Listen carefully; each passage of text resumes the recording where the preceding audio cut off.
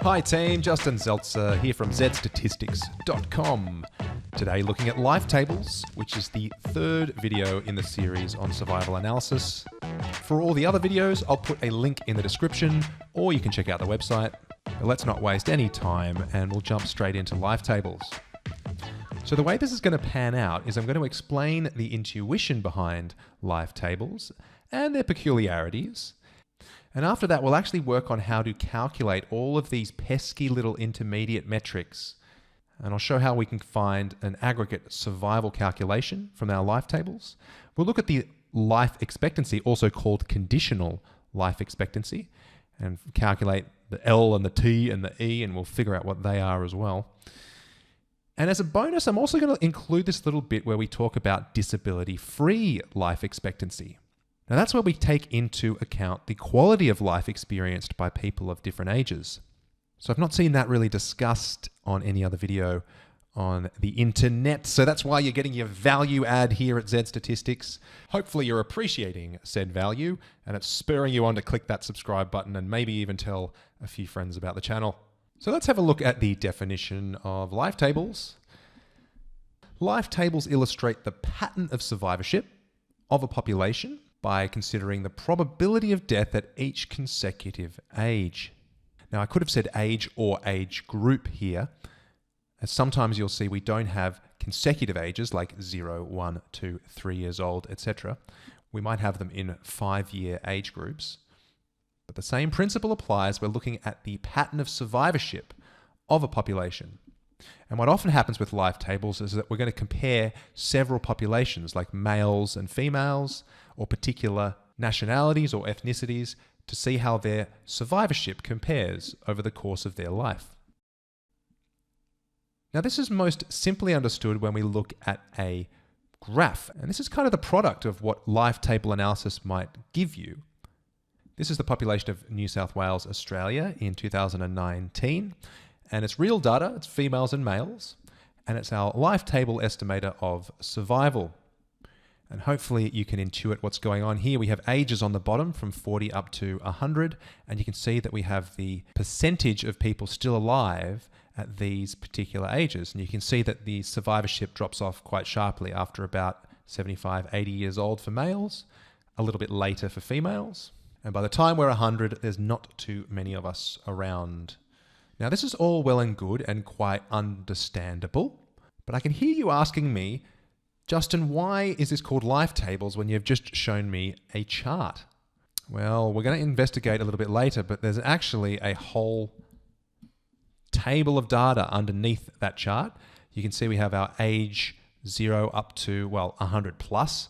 I've taken a big chunk out of the middle of this table, but of course it goes from 0 all the way to 100 plus. We need the population, we need the deaths. This is for females, this particular table here. And we can calculate all these fun and fancy things, which we'll look at in more depth in just a second. But the whole purpose of this is to find the proportion surviving to age X, or the number out of 100,000 surviving to age 0, 1, 2, 3, etc., etc. So you can see by 100 plus, for females, there's only 5.7% of people still alive. So we'll come back to that a little bit later. But the really cool thing about life tables, and particularly when we graph them like this being that final column of the table we just saw, you can actually find things like the median age at death for females and males. If you follow your finger along from 50%, you can see that the median age at death for males is going to be about, what's that, 84? And for females, it looks like it's up at about 89, something like that. And you can also find things like quartiles, or even the mean. You can find the mean age at death, and this is a cool one. To do that, you actually find the area under the curve. That gives you the mean, which is pretty cool. So, let's just summarize the inputs required and the outputs available for life tables. Our inputs required include the population by age group, or individual ages as we have here. We also need the deaths in each age group, but those are the only two things we really need. And for that, we can get our output, which is the aggregate survival given the letter L at each age. which is also known as the survival function.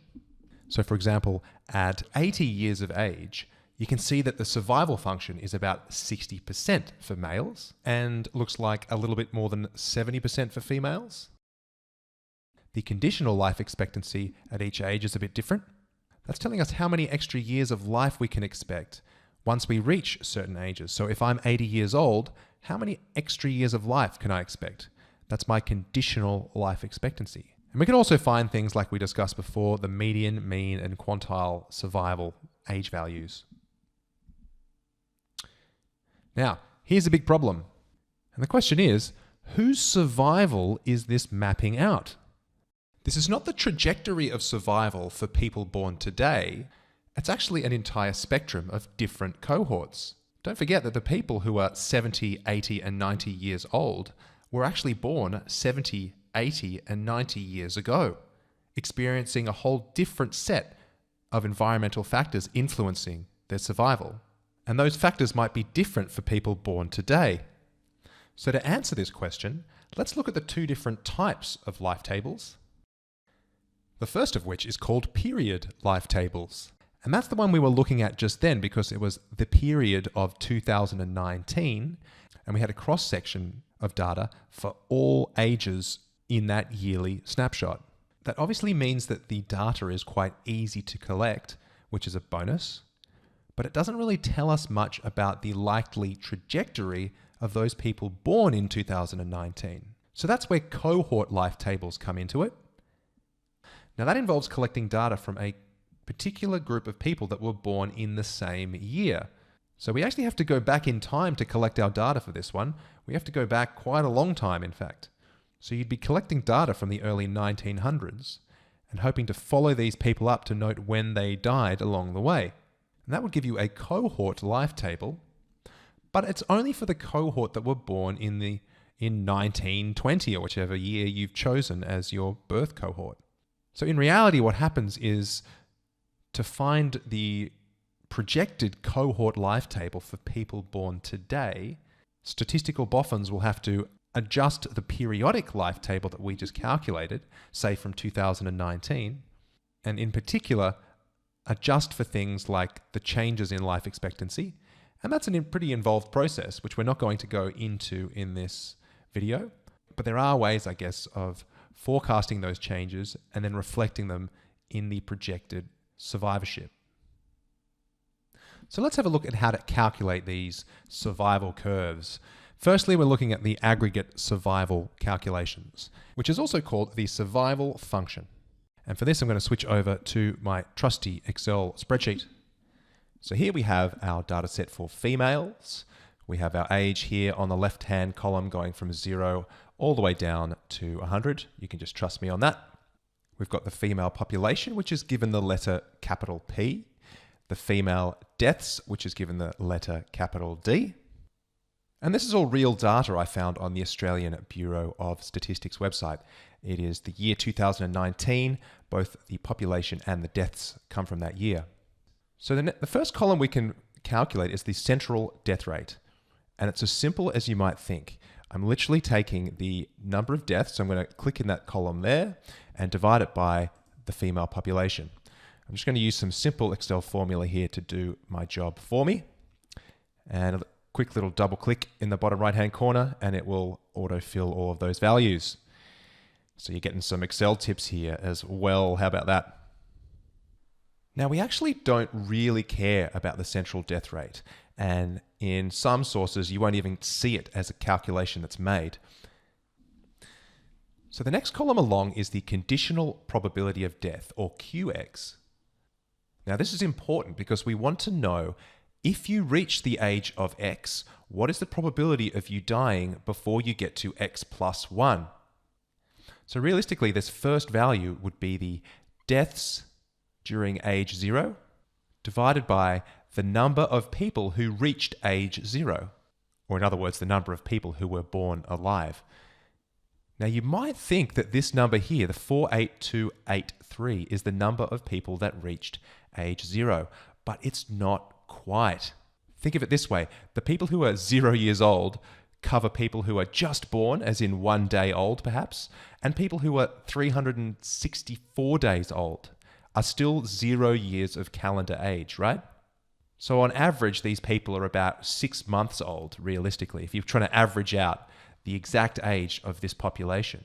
Now, if you think about it, if this is the number of people who are effectively 6 months old, there are already some who have died and are thus not counted in this population because they're not alive to be counted. So if this is where we're at 6 months, what's your estimate for the number of people that have died already before 6 months of life? And if you make the assumption that these deaths are evenly spread between the ages of 0 and 1, which is a bold assumption, mind you, but let's just do it for simplicity, we have to then add back half of these deaths to make the risk set appropriate. So that's why the conditional probability of death here is going to be the number of deaths divided by the population plus half the number of deaths again. You're adding back half of the deaths to the population to account for those people that may have died at age 0 before the population count was done. So it's going to be slightly different to the central death rate. And maybe that's a subtle nuance that you think is pretty unhelpful, especially when you look at the differences between these two numbers, which are pretty slight, if any. But they do eventually become quite different when you move down the list. Because when the number of people alive starts reducing dramatically and the number of people dying become a significant proportion of that, you'll get these two numbers actually differing quite a bit. So that's a conditional probability of death. The conditional probability of survival is given the letter P, and you can probably guess what this is going to be. It's going to be 1 minus the probability of death. And we will drag that formula down. Now, the number surviving to age X is given the loopy L symbol, just an L if you like. And what happens here, and this is common to many life tables, is that we start this off just by writing 100,000 at the very beginning at age 0. We want to know if there are 100,000 people that are born, how quickly does this number drop down to 0 as we progress through the ages? And that's as simple as saying, well, for age 1, if we started with 100,000 and we multiplied it by the probability of survival, which is the 0.99719 figure here, we should get the number surviving to age 1. And again, we can drag that down, noting that for each successive formula, you can see that it is the previous number surviving to the previous age multiplied by the conditional probability of surviving that age. We can see how quickly then 100,000 people reduce to 0. Of course, it doesn't reduce very quickly in the first 50, 60 years of life. And then by the time we get to 70, it starts decreasing quite rapidly. There's 80, etc., etc., etc. And so our proportion surviving to age X, this doesn't tend to be shown in tables, but I've used this to create that chart we saw in the very beginning of the video. And so all I really do is divide the number surviving to age X by 100,000, and we drag that formula down. And there we have the proportion surviving to age X.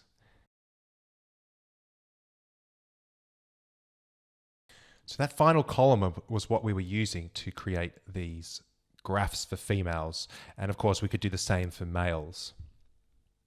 Now let's jump in and see what we can do with life expectancy. All right, so we're back on the same table. We have a couple of extra columns now with which we're going to calculate the total life expectancy, this final column. Now, capital L is the person years lived at age X. So in 2019, how many person years were lived at age 0? And of course, we're going to use this theoretical 100,000 people from which to judge this value. So to figure out the number of person years at age 0, we're actually going to take an average. If I write equals average, I'll take an average of the number of people that started the journey at age 0 and the number of people alive at age 1. I'm basically taking an average of those two values because if you think about it, 99,719 people lived a full year at age 0. The rest of those people didn't actually live a full year. How much of that year did they live? Well, if it's a nice uniform distribution of deaths, you'd think that the remaining people who died before their first birthday, on average, lived 6 months out of that year. So in reality, we're going to discount those by a factor of a half. And the way to do that is just by averaging those two values. And you can drag that formula down yet again, such that in the next cell, it's actually the average of the number of people surviving to age 1 and the number of people surviving to age 2. That would be the number of person years lived at age 1 in 2019. And again, you can drag this all the way down to the bottom. Now, in my little spreadsheet, the final value is a little bit different, and it always is a bit different when you have an open-ended age category. But let's not worry about that so much. For everything else, it's just the average of those two values of lowercase l. Now, to find the total years lived from age X, all we need to do is sum up all of the years lived from 0 onwards for this first cell. So if I go the sum of this cell and all the way down to the bottom, I can sum up all of those values. So there's 8.5 million years, million person years lived from age 0 onwards. And if we're going to do it for the next one, we could do the sum of this cell all the way down to the bottom.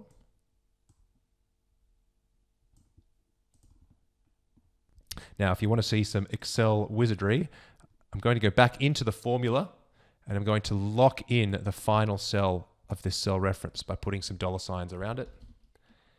So I've now locked in that final cell reference such that I can drag this down. Excellent. That looks really good. If I pick one at random, let's pick one towards the end. It is the sum of all of those values. That looks really nice. Okay. So that is the total years lived from age X, often given the letter capital T, and the total life expectancy. Well, if these are the total number of years lived from age 0, as in from birth, for 100,000 people, then all we need to do is divide that by 100,000. So for each person, your life expectancy is 85.85. And the same would go for the next one. You've got this many total years lived from age 1. How many people are alive at age 1? Well, it's 99,719. And again, we can just drag that formula all the way down. So this will give us what's called the conditional life expectancy at each age. So if my age is 37, I don't mean to reveal that, but here we go. I can expect to live as a 37-year-old 49.5 years longer. Well, that would be if I was a female. Of course, I am not, so I'd probably expect to live a few years less than that, as it turns out. Now, 49 years is a lot of statistical videos, folks. You might need to subscribe to the channel. Who knows what it's going to look like 49 years from now.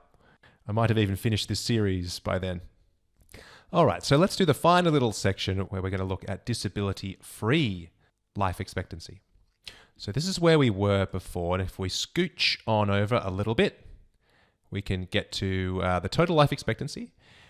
And this comes from a paper from 1971 by an author called Sullivan, who thought that, you know what, this life expectancy stuff doesn't tell us the complete story.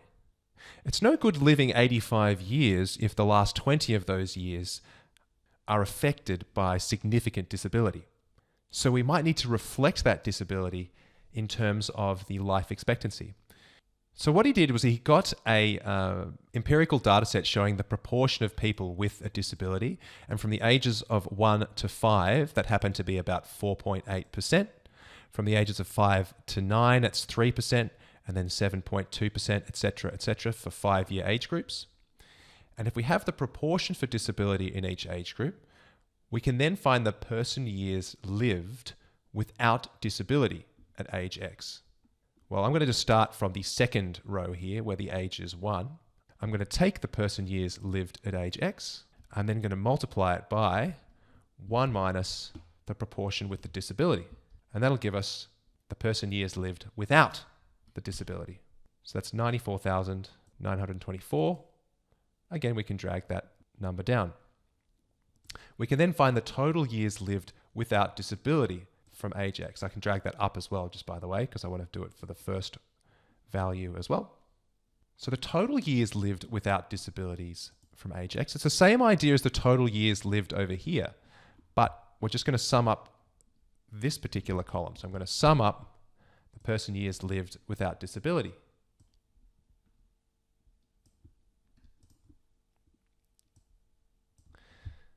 Find that sum again. I'm going to just lock in that final cell because I want that final cell to stay where it is.